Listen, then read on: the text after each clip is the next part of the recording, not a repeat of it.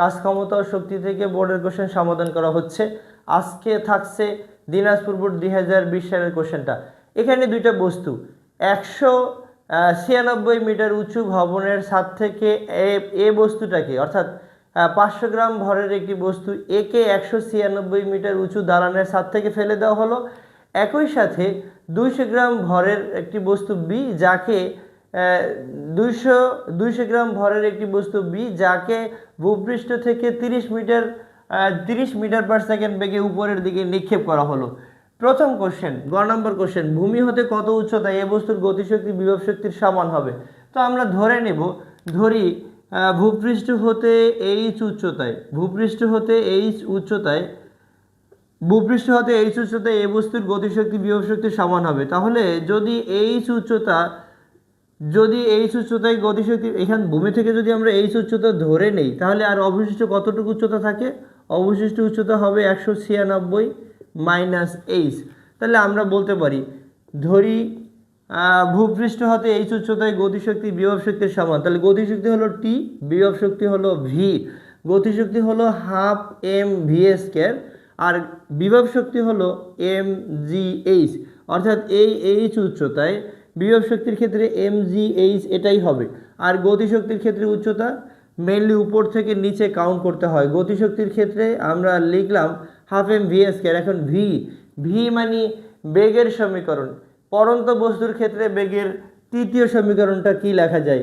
You square plus 2gh। এইচের মানটা আমরা এখন কি লিখবো? এইচের মান অবশ্যই লিখবো 196 মাইনাস এইচ, মানে অবশিষ্ট উচ্চতা আর কত আছে? 196 মাইনাস এইচ আছে, ইকুয়াল হবে এম জি এইচ। এখন আমরা জানি মুক্তভাবে পরন্ত বস্তুর আদিবেগ থাকে না, তাহলে ইউ বাদ যাবে। তাহলে এটা হবে 2g ইন্টু 196 মাইনাস এইচ। আমরা হাফ 2 কেটে দিতে পারি আর এখানে হবে এম জি এইচ।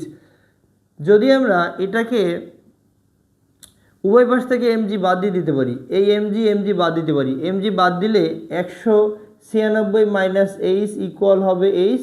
তাহলে এইচ দুইটাই একদিকে নিলে 2h হবে, অর্থাৎ এইচ প্লাস এইচ মানে 2h ইকুয়াল হবে 196।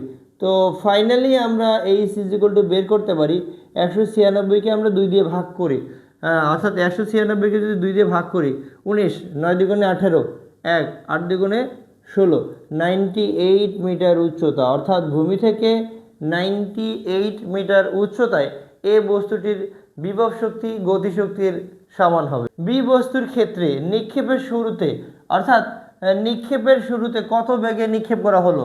বস্তুটাকে 30 মিটার পার সেকেন্ড বেগে নিক্ষেপ করা হলো। নিক্ষেপের শুরুতে এবং 2 সেকেন্ড পরে এর মোট শক্তি অপরিবর্তনীয় থাকবে বা শক্তির সংরক্ষণশীলতার নীতি মেনে চলবে, এই কোয়ালিটির অঙ্ক। এগুলো মেইনলি আমরা জানি যে আসলে শক্তি সংরক্ষণশীলতার নীতি মেনেই চলে।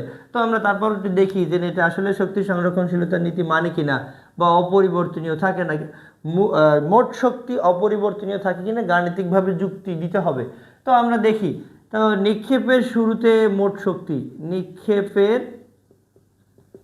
শুরুতে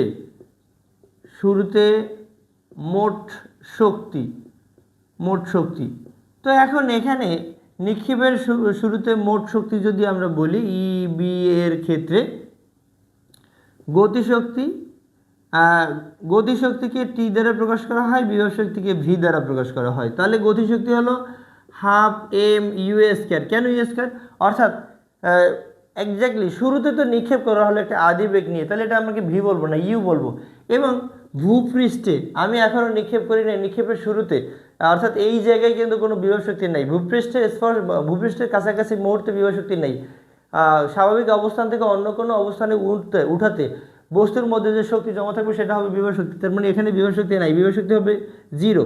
তার মানে এটা কি হয়? হাফ এম, এম এর মান কত? কয় কেজি ভর? 200 গ্রাম ভরের একটি বস্তু।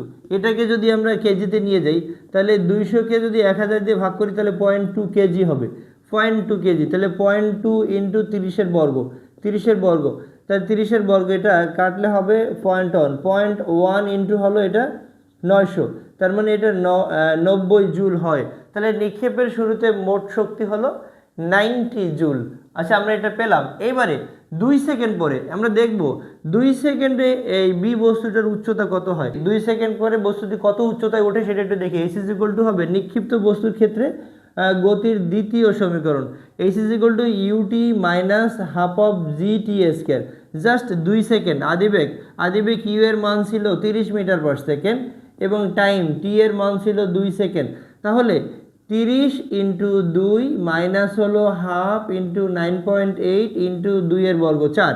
তাহলে এটা কত হয়? এখানে তো অবশ্যই 60 হয়, এটা কাটলে হয় 9.8, 4.9।